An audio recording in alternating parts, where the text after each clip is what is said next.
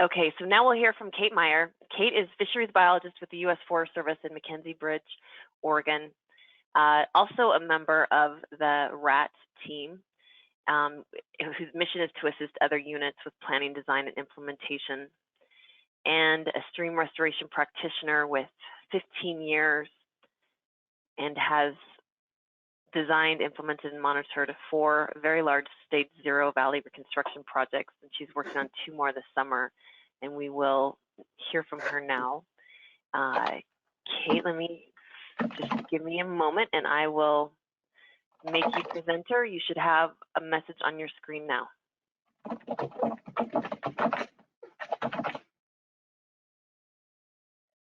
All right, let me know when you can see my screen. Let's see. And let me know if you're seeing the full screen or the notes page.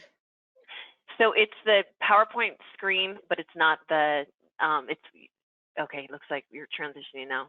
Now we got your notes page. Yeah, notes, okay, see if I can. There we go. How are we looking now? That looks great. All right. Okay, so good afternoon, everyone. Hopefully you got a chance to maybe walk around a bit at lunch and you're wide awake now. So I was actually born and raised in McCall, Idaho, so I'm thrilled to be part of this workshop. My family still lives in Idaho and I visit frequently, and when I come back now, I see the rivers and streams of my childhood and it basically in a whole new light. What I once thought were pristine rivers, I now see incision, habitat simplification, and major disconnection from the valley bottom. So my perspective has changed dramatically after practicing and learning from Stage 0 restoration and monitoring.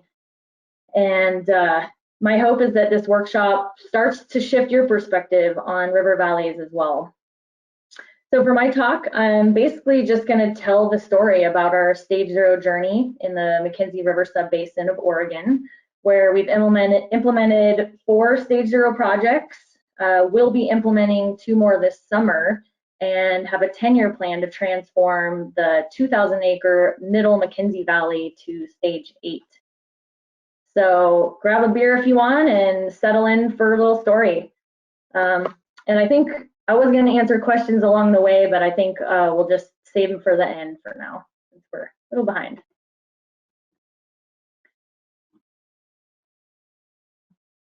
All right, so this is pre-project Deer Creek, which Johan has already introduced us to. It sits in a more moderately confined alluvial valley, about 150 to 450 feet wide at 1.8% gradient. Base flow is around 10 CFS and the annual peak flow is around 2,000 CFS. And as Johan mentioned, a long history of logging, in-stream wood removal, and berm construction resulted in an incised, simplified, primarily single-thread channel. Deer Creek used to be an important foraging tributary for bull trout and an important spawning tributary for spring Chinook salmon. But no Chinook reds had been documented since 1993. There was very little gravel, and stream energy is so high that reds would likely be scoured anyway. And as you can tell by the photos, there certainly wasn't much rearing habitat. So in 2016, we were on track to implement a large wood augmentation project where we were going to install BFLJs, big effing log jams, in the incised channel in hopes that they would stick around and grade the channel over time to reconnect the floodplain and activate multiple channels. We were also planning to knock down a few of the obvious berms. Well, Paul Powers came over to review the project a couple weeks before implementation, and he had these crazy ideas of removing like 10 times more berms that we couldn't even tell were artificial berms until he pointed them out. And pushing all that berm material into the incised channel. He said that by lifting the channel manually, we could immediately bring the water table back up and get the floodplain connection we wanted at low flows. His ideas were quite convincing, so we took a deep breath and followed his madness and completely changed the project last minute. On the left side is the design for phase 1, showing the berms removed in black and wood placement in brown. To determine the target elevations for berm removal and filling of the incised channel, we used a linear slope of the valley using LiDAR tied to the elevations of relic floodplain surfaces and side channels that we wanted to reconnect. And so since Johan already walked us through implementation, I'll just add that nearly all of the wood we added was greater than 24 inches in diameter, and the density of wood was about 15 pieces per acre. And I'll talk more about these numbers later. So we had some constraints to work around that limited how much of the valley we could treat in 2016. There's a power line that runs through the center of the valley for over half a mile. We had to work around dispersed campsites and a pump chance that the Forest Service wanted to retain. The popular McKenzie River Trail crossed Deer Creek over a footbridge near the confluence, and a major Forest Service road runs up the side of the valley, and a bridge crosses over Deer Creek about halfway through the project area. But regardless of constraints, we were able to implement our first Stage0 project, and we saw some immediate benefits.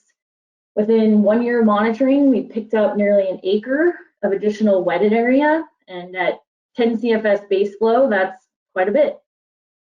We increased wood density by 1,500% and increased habitat complexity, cover, and wood and nutrient retention, as you can see in the photos. Our transect data showed that the treated reaches were now dominated by pools and glides, while the untreated reach was dominated by riffles. The treated reaches were deeper and slower than the untreated reach. As Johan mentioned, that's kind of counterintuitive. How is it possible to take the same amount of water, spread it out across the valley, and end up with greater depth? With minimal roughness, velocity is relatively high, which means that the cross-sectional area of water is relatively low. And when you add a bunch of roughness in the form of wood, velocity slows way down and the cross-sectional area of water increases. So this is a common misconception that these projects decrease depth, but our data show that they actually increase depth even in low flow systems. The transect surveys measured velocity at low flow, but at high flow, it's even more important to have those slow water areas. Here are before and after shots of the same area at about the same flow, kind of a moderate high flow event. And here are photos taken on the same day during a high flow event in the untreated versus treated reach. So it's pretty obvious that we had created way more high flow refugia in a system that was going to be much more resilient to flooding and other disturbances. The mean particle size decreased from cobbles to gravels, and we increased substrate size class diversity and patchiness. The figure on the right is showing sediment size class breaks across 5 sample valley-wide transects for untreated and treated reaches. So the darker the gray, the coarser the substrate, and the vegetated islands or terraces are shown in green. So this just demonstrates visually the difference not only in substrate size, which is a lot finer or lighter colored in the treated reaches, but in substrate diversity and patchiness, which we all know has major ecological implications. And the most exciting news was that 3 Chinook reds were documented in 2017 all the way up to the top of the project after a 24-year hiatus. So clearly Paul and his crazy ideas were onto something here. At this point in 2017, we were in the process of planning our next restoration project, which was on the 2nd largest river in the McKenzie subbasin.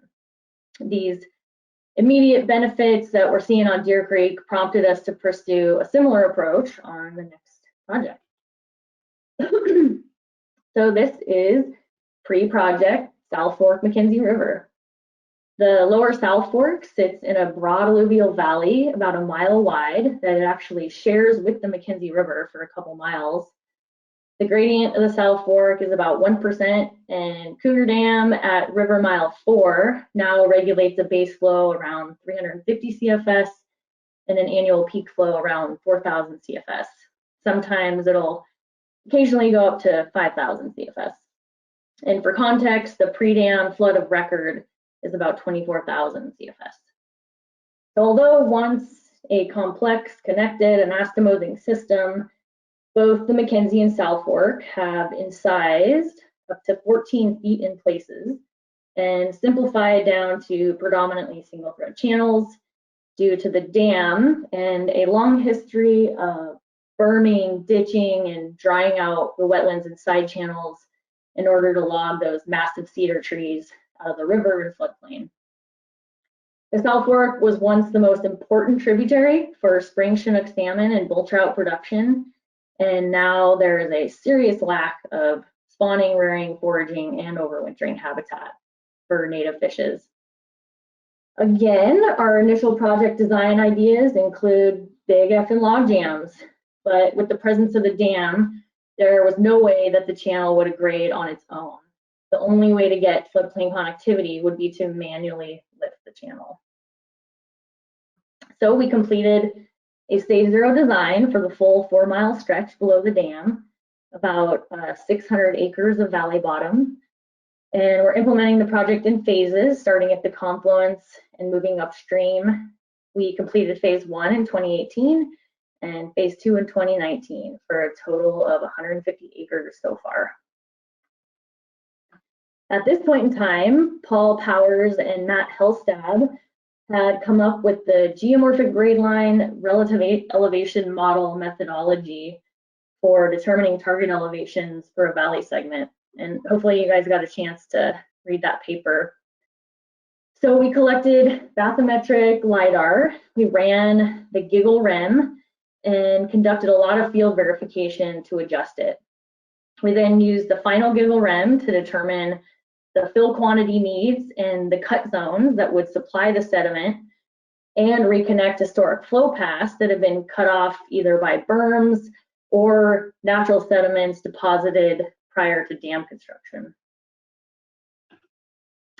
Based on monitoring at Deer Creek, which we felt was light on large wood and particularly finer woody material, we doubled our wood density to about 30 pieces per acre and added a lot more fine woody material, which we had available on site from over 17 acres of cut zones. For implementation of both phases, we started by diverting the entire river into a constructed channel that bypasses the project area, leaving the dewatered channel dry for filling. Dewatering gives you a great look at how shitty the incised channel really is. This one was definitely a boulder ditch. We then conduct extensive fish salvage and relocation in the dewatered channel before we start filling. The cut zones are cleared of vegetation and lowered to that target elevation. The photo on the right is a cut zone that is ready for wood placement. The cut and fill zones are left as rough, kind of undulating surfaces.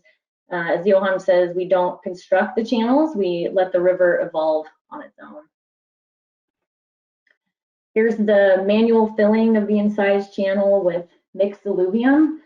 And because it's native alluvium from the floodplain, no sorting is needed.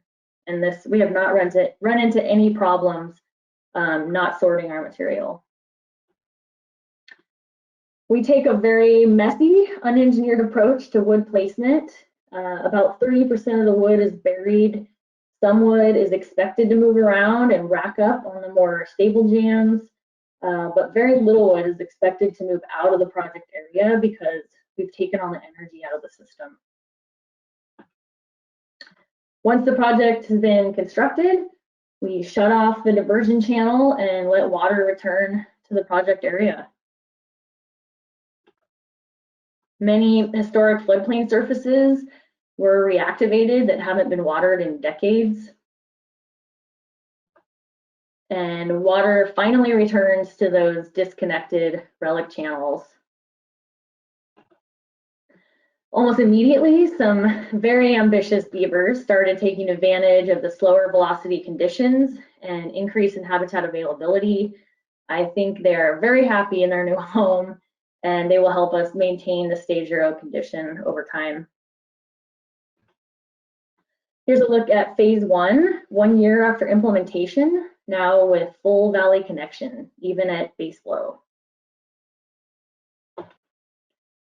And here we zoom into the heavily disturbed cut and fill zones of phase 1. And now we zoom in a little further into these same cut and fill zones 2 years after implementation, where we're seeing fine sediment deposition, very high habitat complexity, and natural vegetation regrowth of wetland species that weren't very abundant before the project because the boulder ditch is not very hospitable. And here's what phase 2 looked like just weeks after implementation. Obviously, we were all very excited to test this project out and see just how resilient it would be to high flows. Here is the top of phase 1 at about 3,000 CFS, which was the peak flow in 2020. I would say it's looking pretty darn mellow. And here's what it looked like on the ground at about 4,000 CFS, somewhat resembling a lake, maybe. And here's what it looked like at 5,000 CFS. Still pretty darn mellow with minimal wood movement. In fact, we had hoped for a little more wood movement. And now compare those images to what it looks like upstream of the project area at 2,000 CFS and 4,000 CFS. So you can really see the difference in energy dissipation, flood storage and resilience, high flow refuge for critters, and floodplain connectivity. Most of the water in these upstream channels are contained within that one incised channel. So we have a very robust monitoring program for this project, but since it's only been a couple years, we just have some preliminary monitoring results that I'll summarize.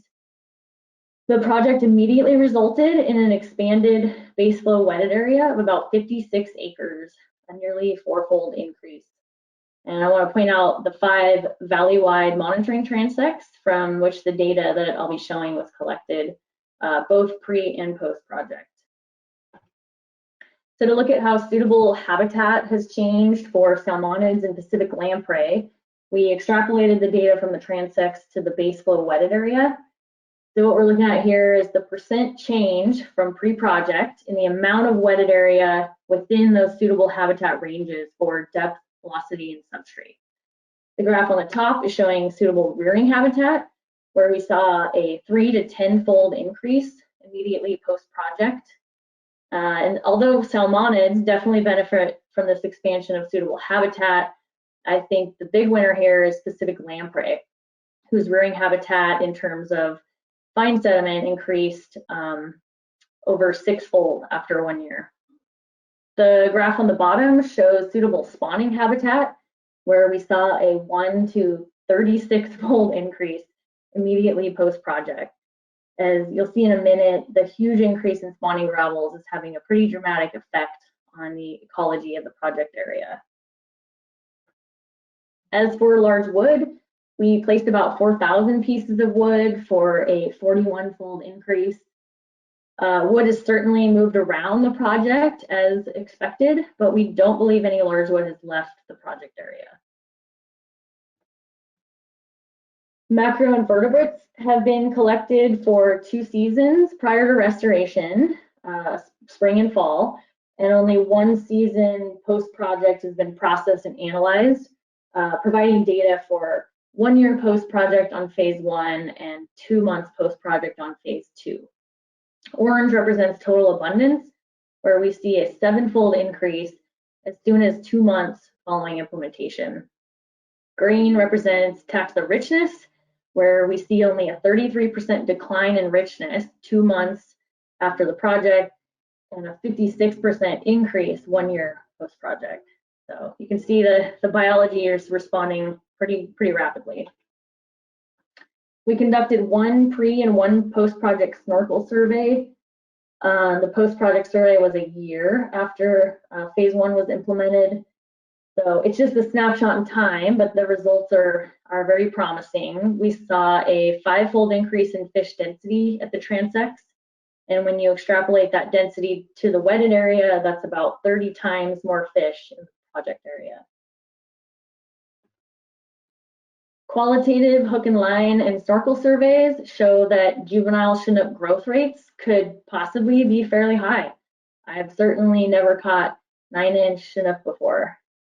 We're currently undertaking a juvenile Chinook study with ODFW, but haven't collected enough data to show anything yet.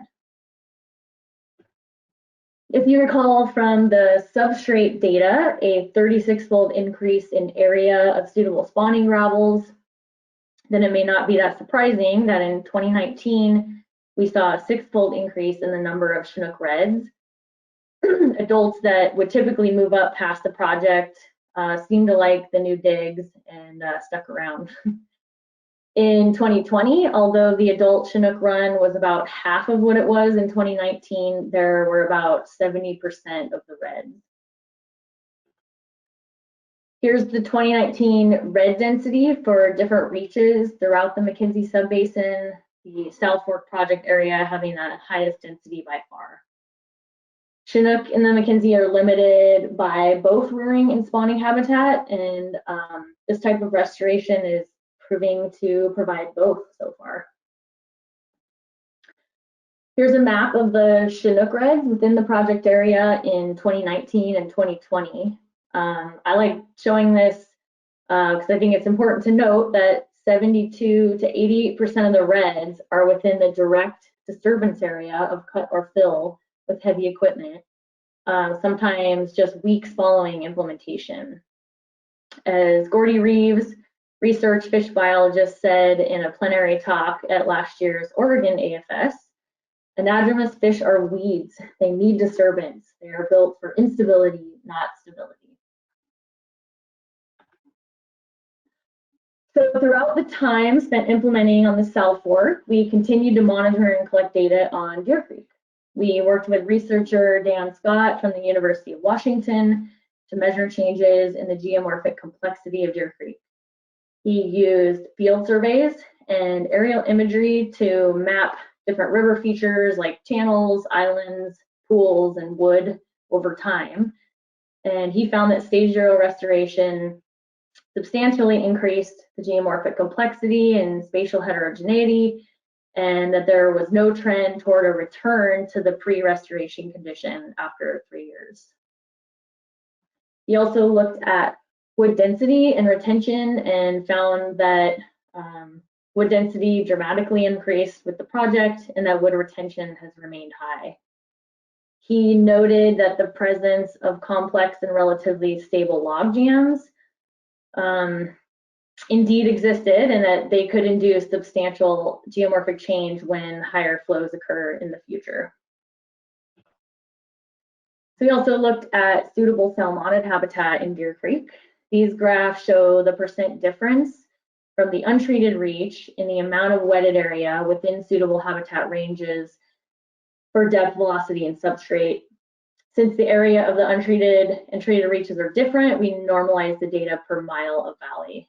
So the graph on the top is showing suitable rearing habitat, where we saw a 30 to 50% increase 1 year post-project and slightly less area of suitable rearing velocities after 4 years, but still about 20% more than the untreated reach.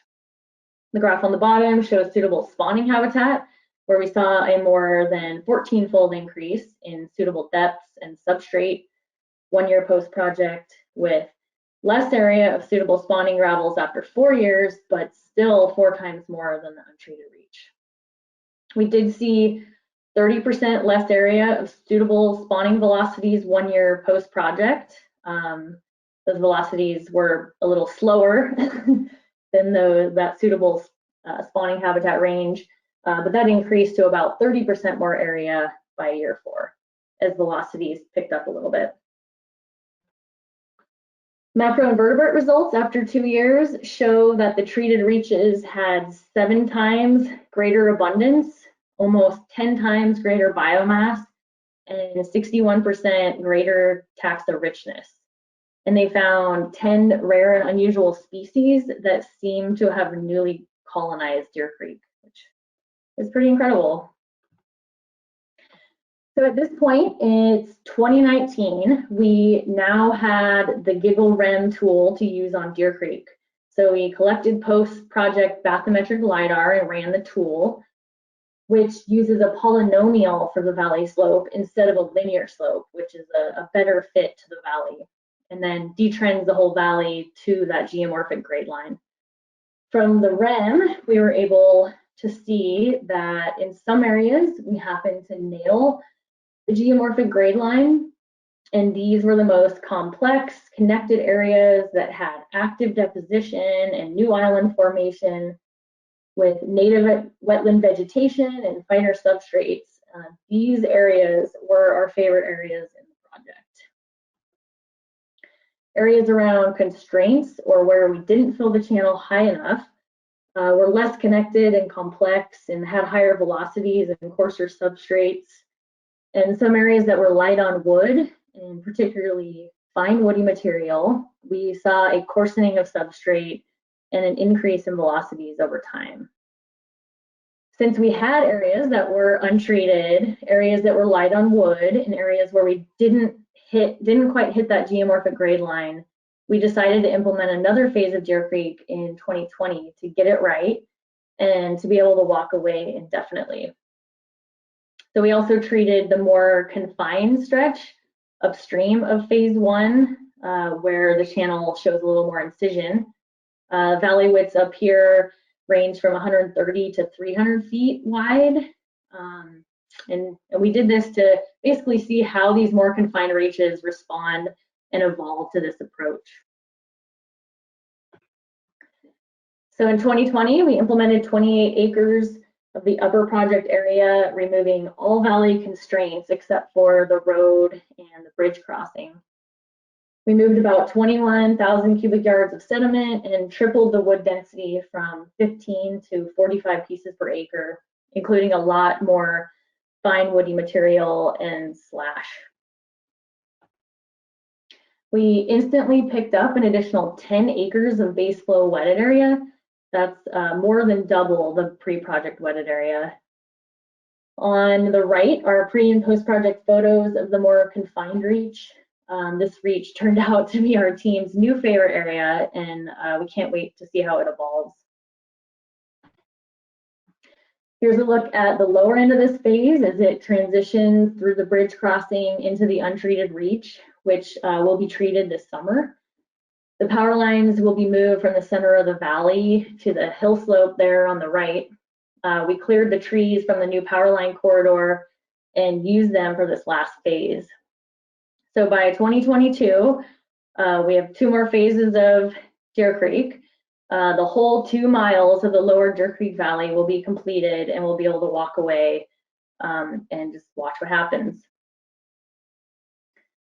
So at this point in our story, it's Labor Day of 2020, and we just finished implementing Deer Creek Phase 2. After working for 3 months straight, we were all exhausted and ready for a vacation. I was hanging out with some friends on the porch, watching what was being called an unprecedented east wind event with sustained winds of 50 to 100 miles per hour. We could hear trees blowing down all around us, and it was getting kind of scary. A neighbor drove by around 10 p.m. and said that a fire had started across the highway from a tree landing on the power lines. So we all ran out to the highway, and sure enough, a fire had started, and within minutes, it jumped the highway and absolutely blew up. We ran back to the house and immediately evacuated our belongings, along with hundreds of other people in the McKenzie Valley, and headed east.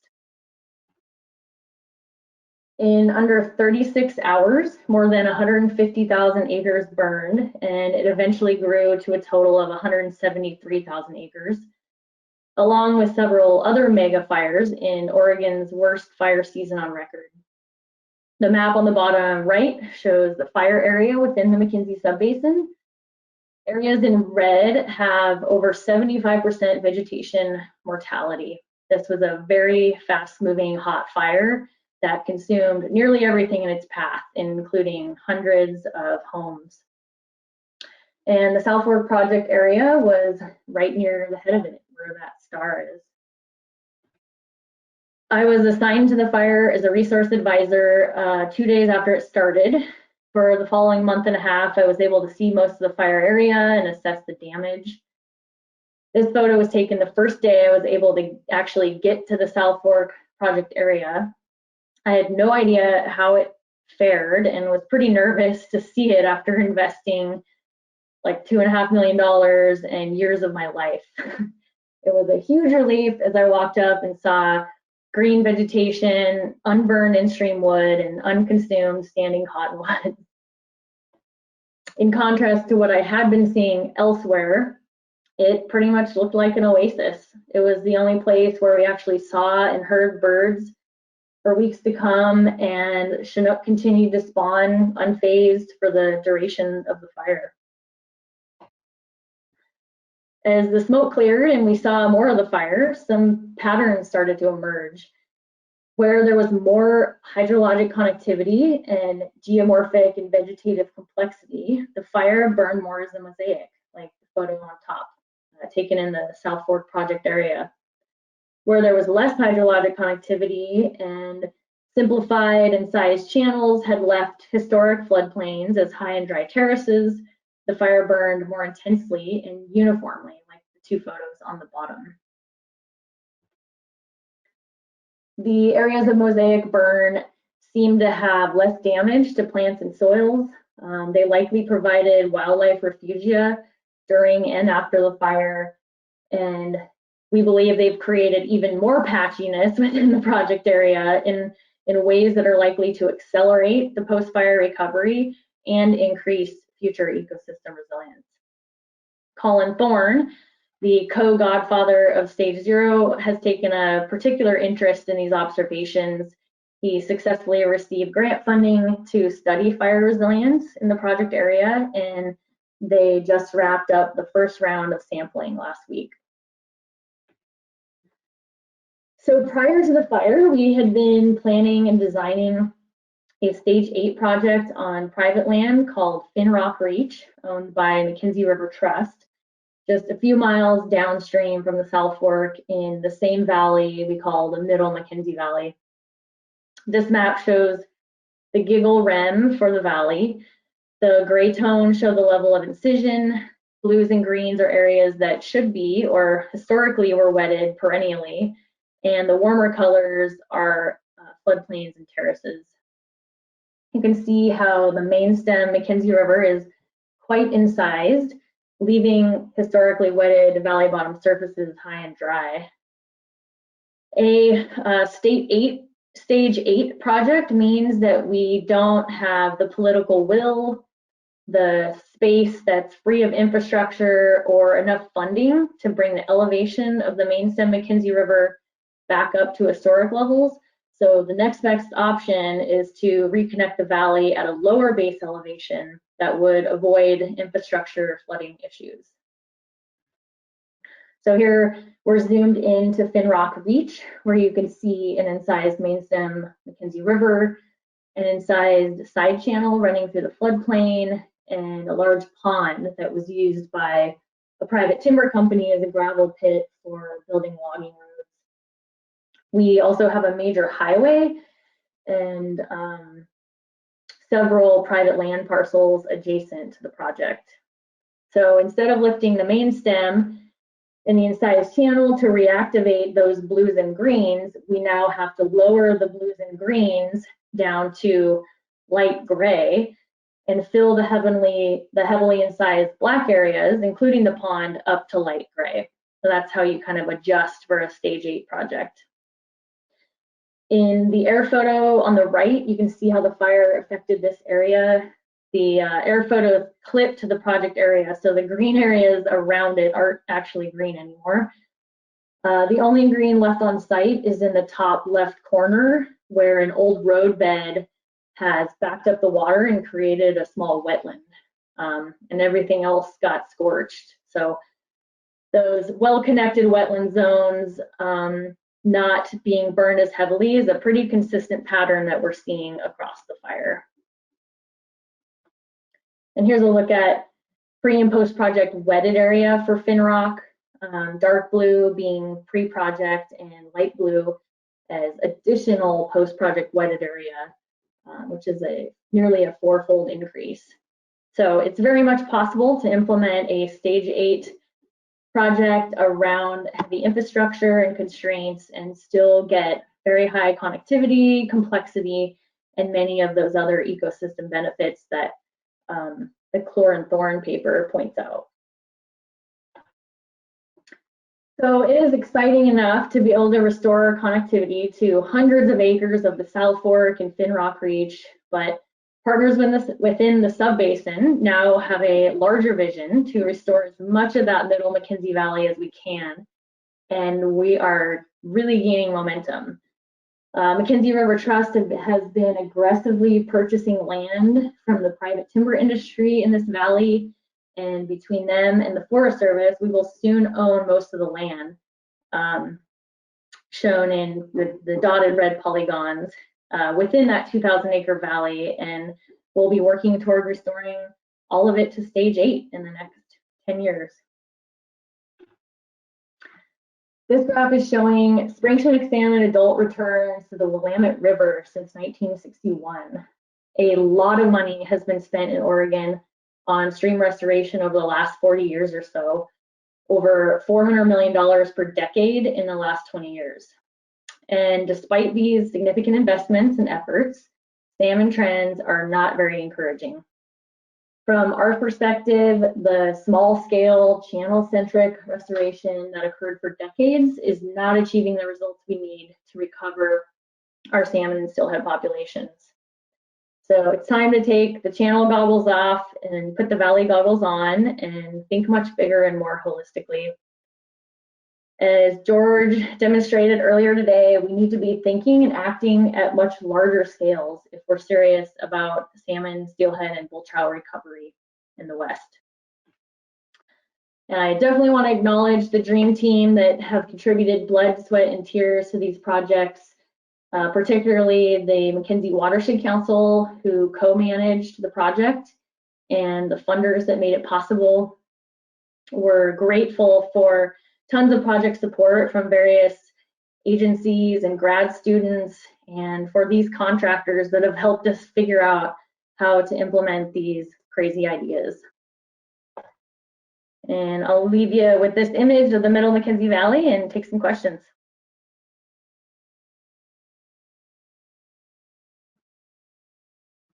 Thank you, Kate. Looks like we've got let me.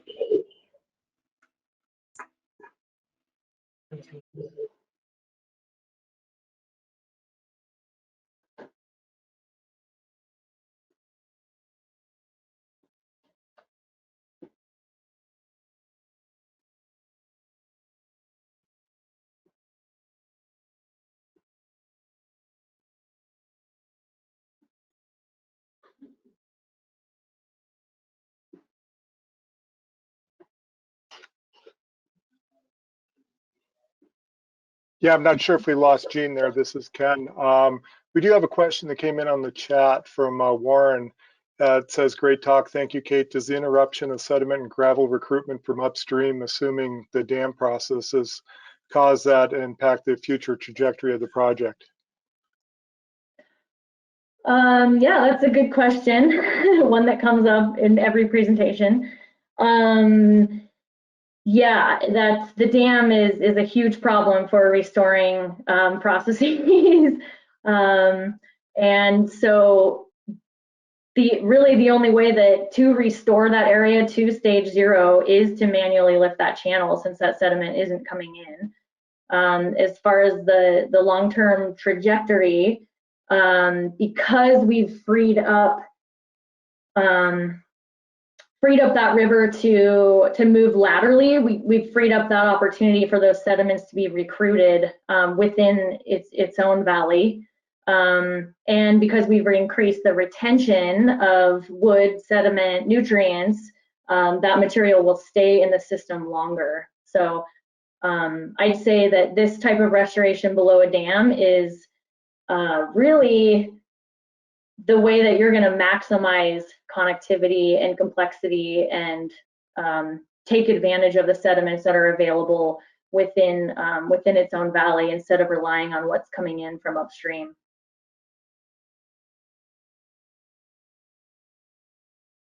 Let me add a little bit to that, Kate. The sediment resource below dams is just, you know, so limiting that it's so valuable. And the approach we've seen up until a project like this has been looking at, you know, sediment augmentation, which is exceedingly expensive and only marginally effective. So, and it has to be, you know, it's an ongoing process that you basically can't stop once you start. So this kind of project, to me, really turns its head, turns this whole idea of how do we manage resources of sediment downstream from dams, because it is the maximum approach to retaining and making use of the existing sediment.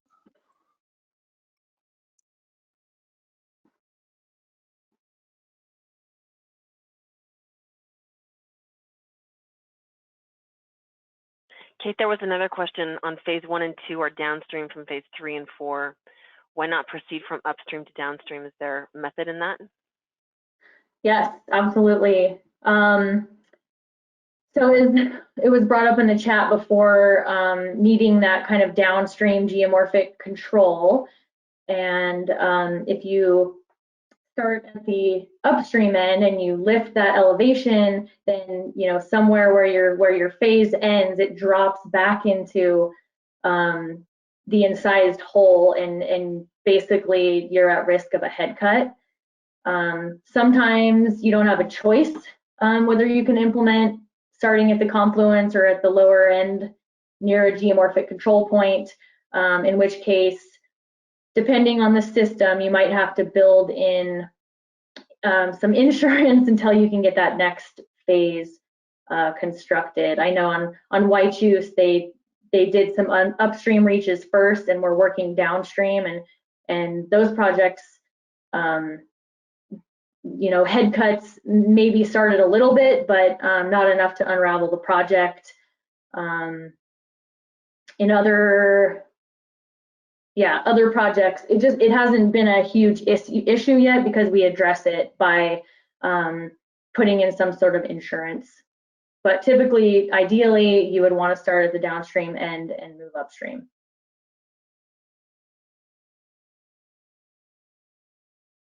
We could probably answer about one more question if anyone wants to have one more question for Kate, and then we were going to hear from Brian for how much habitat uplift can a project deliver.